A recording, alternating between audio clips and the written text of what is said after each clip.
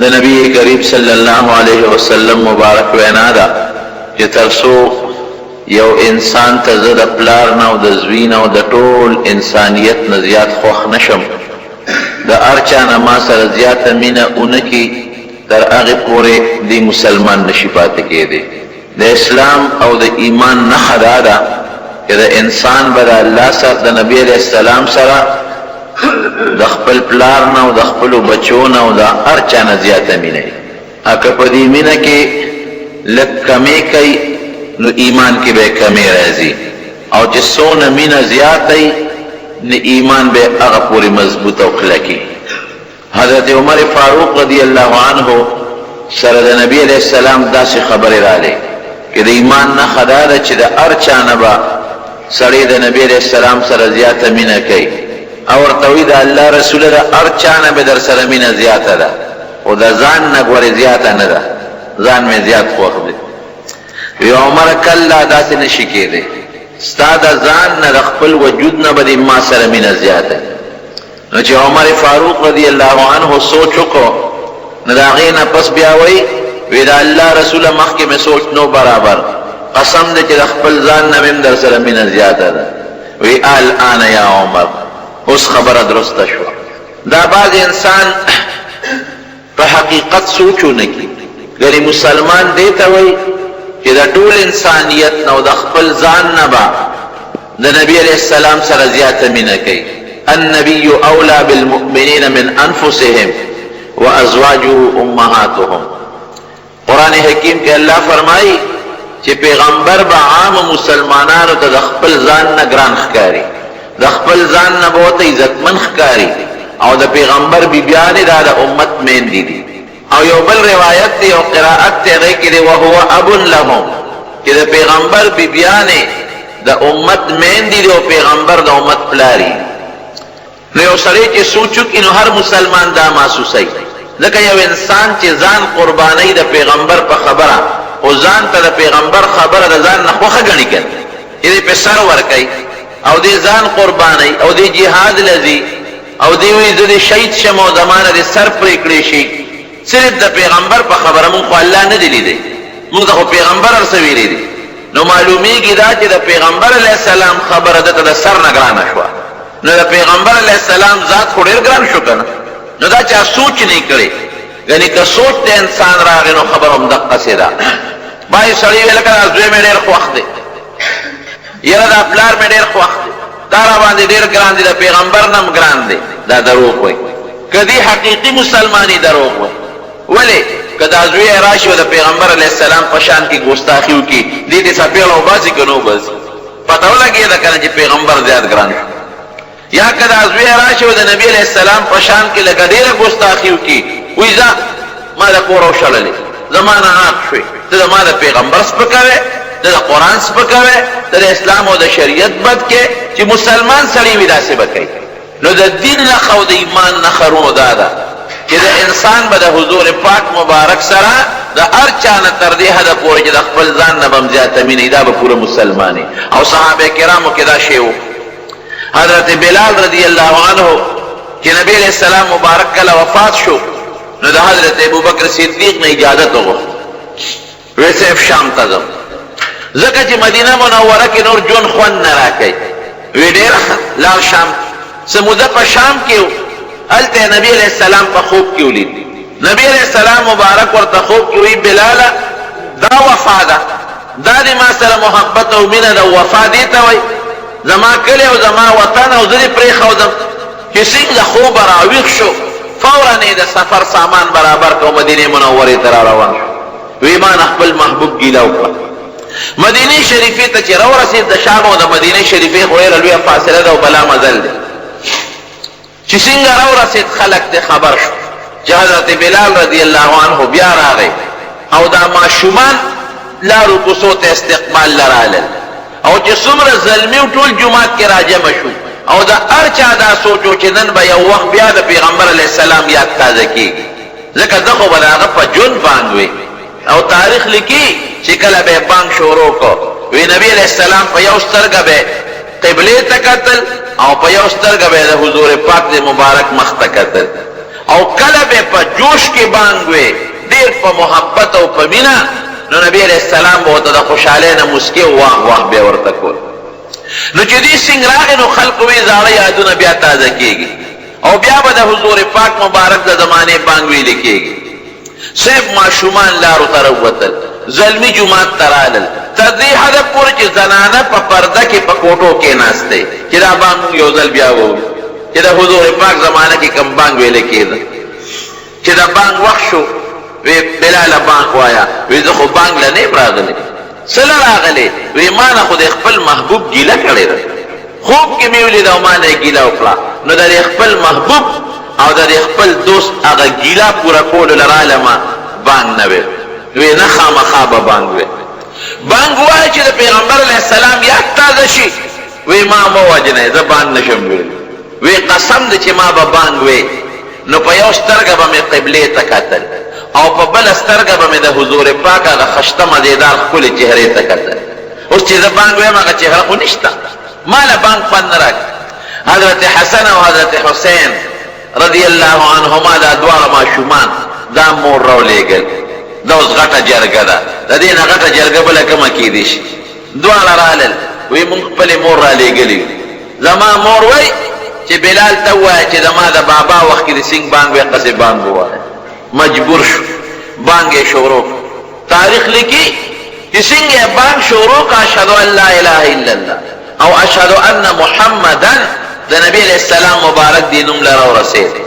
نو پرېوت، په ځمکه چورلټ کېناسته او پرېوته او بېهوشه شو. د هغې نه مخکې یو ټکې مو نه وي. وی ما خو بیا هوش کې راغی، وی ما درته ویلو چې زه نشم ویلی، تاسو مجبوره کړم. بیا لاړ څه موده پس شام ته او په دمشق کې په شام کې دفن دی، دلته وفات شوی دی. دا رونو د هغه محبت او مینه د صحابو په زړه کې چې د حضور پاک سره کم محبت او کم مینه وه او کم باغي د نبی علیہ السلام نه قربانېدل. قسم دی په مخ د ځمکه داسې ملګري مونږ د چا نه دي لیدلي، نه مو اورېدلي. یو صحابي خپل باغ کې لګیا او خدمت یې کو. دې کې ورته اطلاع ورسېدله چې نبی علیہ السلام وفات شو. نو فوراً یې په دې دواړو سترګو لاسونه کېښودل. وی الله زما دا دواړه سترګې خو دې لري چې ما په خپل ښکلي پیغمبر ته کتې. اوس په دې سترګو چا ته ګورم؟ دنیا ته به ګورم، سړو ته به ګورم، هلکانو ته به ګورم، دوستانو ته به ګورم؟ دا خو دې لپاره نه وي، دا خو دې له وي چې ما په خپل محبوب ته کتل. خدای چې زما محبوب نشته او په دې سترګو ما ته نه ښکاري، زما دا سترګې ړندې کړه. هغه ساتې وي سترګې ړندې شوې. یو بله بیبي وه، هغې ځان له پقه سترګې ړندې کړې، زنانه وه. د حضور پاک مبارک په وفات وی د دې سترګو نه مې څه فایده چې په کومو سترګو ما ته ښکلي محبوب نه ښکاري. نو د صحابو د حضور پاک مبارک سره بې انتها مینه او محبت. د احد په جنگ کې یو صحابي د حضرت طلحه رضی الله عنه، طلحه ابن عبید الله، هغه راغی او د نبي علیہ السلام طرف ته خپل لاسونه نیولي او یو وخت کې په پیغمبر علیہ السلام د کافرو ډېره سخته حمله وشوه. د لاسونه ونیول او په خپلو لاسونو د پیغمبر علیه السلام نه تورې او د غشو او د نیزو غزارونه تمبول. داسې به څوک وکړي چې په چا سخته راشي نو سخته اعلاني لیدلې نو د بوډۍ قصه ده که هغه زوی یې ناجوړه خدای پاکه وی دا بیماري په ما راولې خو دا زوی مې جوړ کړي، د ده دا بیماري ما ته کې خو زوی مې جوړ کړي.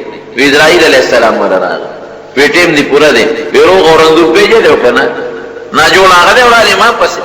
دا چې په چا سخته نی راغلی دا خبرې کوي او چې کوم وخت کې بیا پې سخته راشي خلک بچیم پرېږدي، خلک بیا ښځم پرې ځان بچ کوي، خلک بیا رورم پرېږدي ځان بچ کوي. او صحابو په داسې سختو کې ځان قربان کړی دی او رسول الله مبارک یې بچ کړی دی.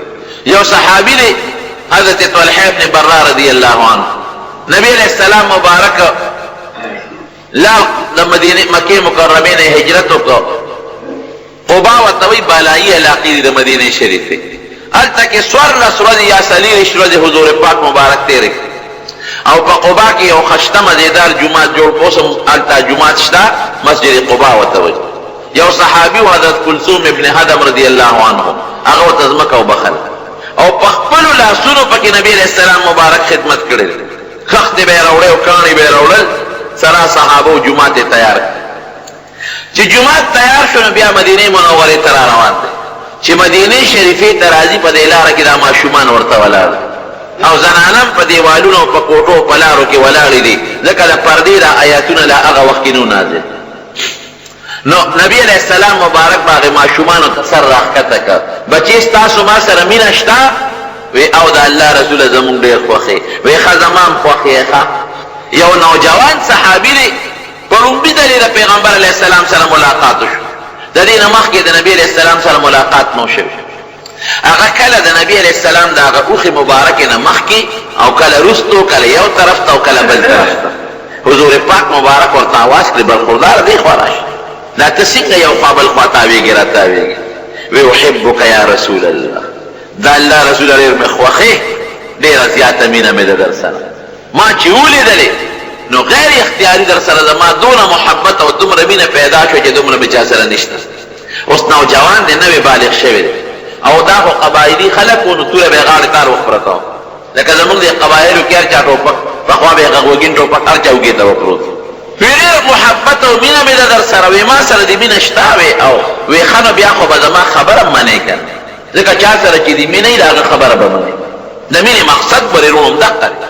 او که ته وی نه زما خو د نبي علیه السلام سره ډېره مینه ده او هغه درته وي دا فلانکې کار وکړه او ته وی نه لالا مې دی کې نه دی، دا کار نشم کولی، نو دا خو مینه نه شوه که نه، دې ته رپی او مجنون وایي. نو هغه هلک یې چاپېره تاوېده حضرت طلحه ابن بره. نبی علیہ السلام مبارک ورته وی دې خوا راشه، هلکه ولې تاوېږي کله مخکې او کله وروسته؟ وی احبک یا رسول الله، دا الله رسول ما در سره ډېره زیاته مینه، ډېر مې خوښې. وی زه دې خوښې؟ وی او. وی ځکه نه یو کار وکړه، که زما سره دې مینه خو زما خبره به منې. بلکل بېشک الله رسوله حکم کوه. وی ښه نو پلار دې مړ که سر دې پرې که او ما لې راوړه، اوس به دې پته ولګي چې ما سره دې مینه شته که نشته. هغه وی صاحب دقه دې ورغلم، توره د تیکې نه هم دقه دی راوویسته، یو شرنګ یې ورکړه او منډه یې کړې. وی دلته صاحب لږ ودرېږې، د پلار سر درته اوس پرې کوم دلته راوړم. په اواز یې وکړې دې خوا راشه. وی مونږ په چا پلاران خو نه وجلو، د پلار خو به احترام کې قدر به کې وجنې به نه، خو ما کتې چې ستا مینه ما سره شته او که نشته، پته ولګېده چې مینه دې را سره زما په خبره نه د پلار قربانې. حضور پاک مبارک راغی مدینې شریفې ته. یو ورځ نو پسې تپوس وکړو، یره یو هلک و طلحې نه او زما د دې اوښې نه به یو خوا بل خوا تاوېده را تاوېده او ما سره ډېره مینه وه. هغه هلک نه ښکاري. صحابه ورته وی د الله رسول هغه ناجوړه دی، بیمار حقه چې ستا نه تللی دی پروت دی. وی ځای چې دو تپوس یې کوو. نبي علیه السلام مبارک لاړ د هغې علاقې ته د هغه تپوس ته چې ورننوت په کټ کې خوار پروت و هغه هلک او حضور پاک مبارک ورته ودرېد او په سر یې ولې لاس مبارک کېښود او تسلي ورکړه. وی خیر د الله به دې جوړ په بیمارۍ الله ګناه رجې مه خفه کېږه. په هغه هلک چې نبي علیه السلام ته وکتل نو ډېر زیاتې وچلل، سترګونې اوښکې روانې شو. حضور پاک مبارک تسلي ورکوي، هغه جاړي. وی صاحب په دې نه جاړم چې زه به مړ شم، په بیمارۍ نه جاړم، په یو بل څیز پسې جاړم. وی چې په لومړي ځل مې تاسو ولیدې، زما د زړه در سره غیر اختیاري مینه پیدا شوه او زما ډېر خوښ شوې. نو ما وی چې زه به ستا خدمت وکړم، ستا پسې پیزار به وګرځم، تا له لوټه به راوړم او په سفر او په حضر کې به تا نه جدا کېږم، ستا خدمت به کوم. نو جاړم په دې چې هغه ارمان پړه ځان سره آخرت ته وړم، ستا خدمت مې ونه کړه، ستا ملګرتیا مې نصیب نه شوه، تا سره ناسته مې نصیب نه شوه، په دقه څیز جاړم، نور مې پروا نشته. حضور پاک مبارک ته روت تسلي ورکړه او روایت کې راځي چې نبي علیه السلام مبارک هم سترګو نه اوښکې وبهېدې، خو پوه شو. ملګرو ته یې وی داسې معلومېږي لکه دا برخوردار دی بیمارۍ کې مري. نو که دې وفات شو جنازه به پرې درکړو، ما خبر کړ. دی خو رالل مدینې منورې ته، هغه هلک پوه شو، هغه خپلو رشته دارانو نه تپوس وکړ. وی نبي علیه السلام څه فرمایل؟ وی داسې څه خاص خبره یې نه ده کړې. وی نه نه شابه ما زه پوه شم، وی زه پوه شم چې زما د جنازې وصیت یې وکړ. وی ګور یاد وساتئ که زه مړ شم چې زما جنازې له نبي علیه السلام راونه غواړئ. حالانکه حضور پاک مبارک فرمایي ان هذه القبور، دا قبرونه چې دي مملوءة على اهلها ظلمة، وی دا پر خپلو خلکو د تیارې نه ډکي. قبر خو تیاره ځای دی او چې زه جنازه وکړم په کوم مړي یا په کوم قبر، نو الله هغې مړي له زما د جنازې په برکت په قبر کې رڼا پیدا کوي. د دې وجې نه زموږ د خلکو هم دا خوښوي چې یو نیک سړی د جنازه وکړي. د نیک سړي د جنازې یو برکت او فضیلت دی. نو د پیغمبر علیه السلام جنازه څومره د برکت ته د مړي دپاره، او هغه هلک څه وایي؟ وی ګورې زما جنازې د نبي علیه السلام راونه غواړم. ولې؟